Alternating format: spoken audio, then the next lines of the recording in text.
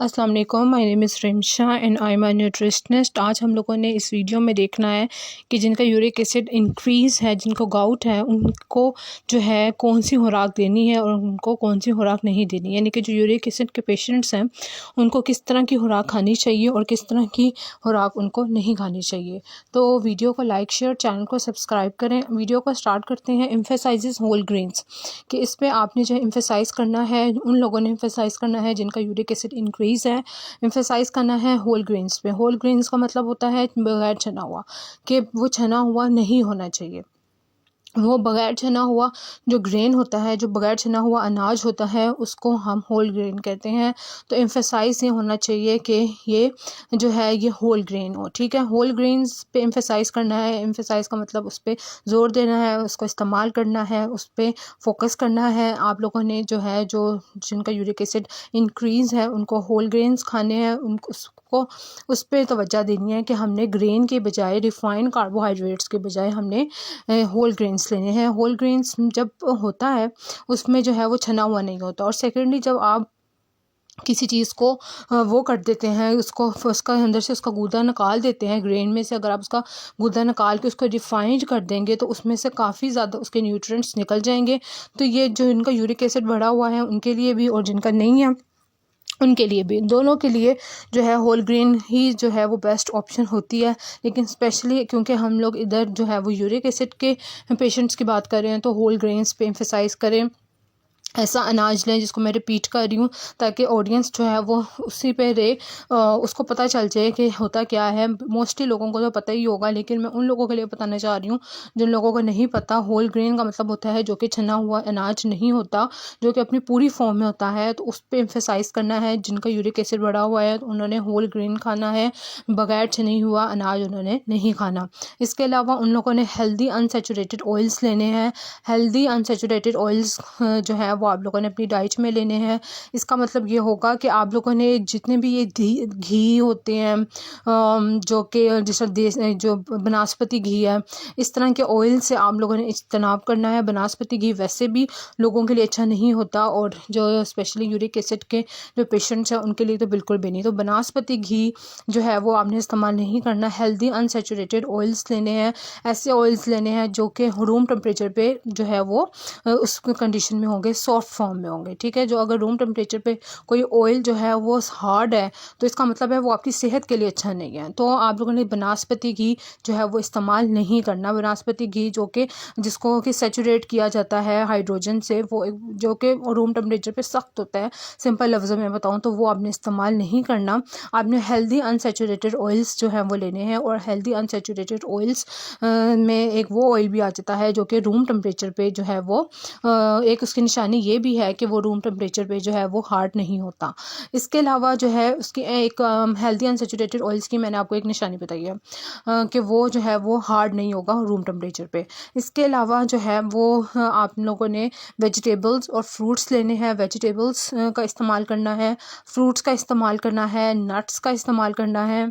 Nuts का इस्तेमाल जो है करना है। नट्स से मुराद जो है वो आपके पास आ जाते हैं जनाब वाला, आलमंड्स आ जाते हैं, वॉलनट्स आ जाते हैं, पिस्ता आ जाता है, काजू आ जाता है। नट्स में आपके पास बादाम है, अखरोट है, पिस्ता है, काजू है। तो इस तरह जो नट्स हैं, ड्राई फ्रूट्स को वैसे भी बहुत जो है वो उसकी अहमियत है, क्योंकि ये इसमें जो कहते हैं कि मल्टी वाइटामिन की गोलियाँ हैं। कुछ लोग, एक दफ़ा मैंने एक किसी न्यूट्रिशनिस्ट से सुना था ये। तो जो भी है इसमें जो है न्यूट्रिएंट्स जो हैं वो होते हैं बहरहाल नट्स में। तो नट्स आपने लेने हैं। जिनका यूरिक एसिड बढ़ा हुआ है, जिनका इंक्रीज़ है यूरिक एसिड, वो नट्स खा सकते हैं। और नट्स में हमारे पास आ जाता है बादाम, पिस्ता, काजू और अखरोट, ठीक है। तो ये नट्स हैं। और भी नट्स जो हों वो आप इस्तेमाल जो है वो कर सकते हैं। इसके अलावा जो है, इसके अलावा आ जाती हैं लेग्यूम्स। लेग्यूम्स जिसे कहते हैं दालें। दालों का इस्तेमाल जो है वो उन लोगों ने करना है जिनका यूरिक एसिड इंक्रीज़ है। इसके अलावा वेजिटेबल्स और फ्रूट्स जो हैं वो लेनी है उन लोगों ने जिनका के यूरिक एसिड इंक्रीज़ है। इसके अलावा हेल्दी प्रोटीन लेना है, जैसे कि चिकन, फ़िश, एग्स और लो फैट डेयरी, यानी कि हेल्दी प्रोटीन की तरफ आपका जो है वो फोकस होना चाहिए। हेल्दी प्रोटीन क्या है, जैसे कि चिकन हमारी कंट्री में इतना अच्छा नहीं अवेलेबल होता, लेकिन बाहर की कंट्री जहाँ पे चिकन अच्छा अवेलेबल होता है वहाँ वो ये रिकमेंड कर सकते हैं। तो हेल्दी प्रोटीन आपने लेना है जैसे कि चिकन, जैसे कि फ़िश, जैसे कि अंडे, और low fat dairy. Low fat dairy का मतलब होता है कि जितने भी दूध से बनी हुई चीज़ें हैं वो आप लोगों ने जो है वो लो फैट लेनी है। उसमें दूध से बनी हुई, अगर आप दूध ले रहे हैं या फिर आप दूध से बनी हुई चीज़ें ले रहे हैं या खीर ले रहे हैं, फिरनी ले रहे हैं, कुछ भी दूध से बना हुआ आप ले रहे हैं, तो उसका जो फ़ैट होगा वो लो फैट होगा, उसमें फ़ैट की मिकदार जो है वो ज़्यादा नहीं होगी। तो ये चीज़ें हैं जो कि आप लोगों ने जो है लेनी है, वो ले सकते हैं। यूरिक एसिड के पेशेंट जिनका यूरिक एसिड इंक्रीज़ है वो वाले पेशेंट्स जो हैं वो ये खाने जो हैं वो खा सकते हैं। कौन कौन से खाने हैं, होल ग्रेन है, हेल्दी अनसेचुरेटेड ऑयल्स हैं, वेजिटेबल्स हैं। हेल्दी अनसेचुरेटेड ऑयल्स में आपके पास ऑलिव ऑयल आ जाता है, पीनट ऑयल आ जाता है, कैनोला ऑयल आ जाता है। तो ये वाले ऑयल्स जो हैं ये आपके लिए सेहत के लिए अच्छे होते हैं। इसके अलावा वेजिटेबल्स हैं, ऑलिव ऑयल कौन सा होता है, जैतून का तेल, पीनट ऑयल जो है वो जो होता है पीनट ऑयल होता है, कैनोला ऑयल होता है। तो ये तीनों ऑयल्स जो हैं ये हेल्दी ऑयल्स में आते हैं। इसका इस्तेमाल जो है वो आप लोग कर सकते हैं। इसके अलावा जो है वो वेजिटेबल्स और फ्रूट्स का इस्तेमाल जो है वो लोग करें जिनका यूरिक एसिड इंक्रीज़ है। इसके अलावा नट्स हैं, नट्स में आपके पास जो है वो बादाम आ जाते हैं, काजू आ जाता है, पिस्ता आ जाता है। इसके अलावा अखरोट की गरी आ जाती है, अखरोट आ जाता है। तो ये नट्स हैं जिसका इस्तेमाल जो है वो लोग कर सकते हैं जिनका यूरिक एसिड इंक्रीज़ है। इसके अलावा लेग्यूम्स हैं, दालें हैं, इसका इस्तेमाल वो लोग कर सकते हैं जिनका यूरिक एसिड जो है वो इंक्रीज़ है। इसके अलावा कौन से ऐसे खाने हैं, हाँ जी प्रोटीन की तरफ भी आते हैं, अभी प्रोटीन को भी डिस्कस करना है। तो कौन सा प्रोटीन है जो कि खा सकते हैं वो लोग जो जिनका यूरिक एसिड इंक्रीज़ है, तो वो वाले लोग जो है फ़िश, एग्स और लो फैट डेयरी और अच्छा वाला चिकन जो है वो खा सकते हैं। तो चिकन, फ़िश, एग और लो फैट डेयरी, जो फ़िश है उसको आपने इत्तेदाल में खाना है, और फिर जो पोल्ट्री जो चिकन है उसको भी आपने इत्तेदाल में खाना है। और ये देखना है कि साथ ही साथ आपकी जो दूसरे तरीक़ों से आपकी जो गाउट है, जो कि आपका यूरिक एसिड है, उसका जो है ट्रीटमेंट हो रहा हो।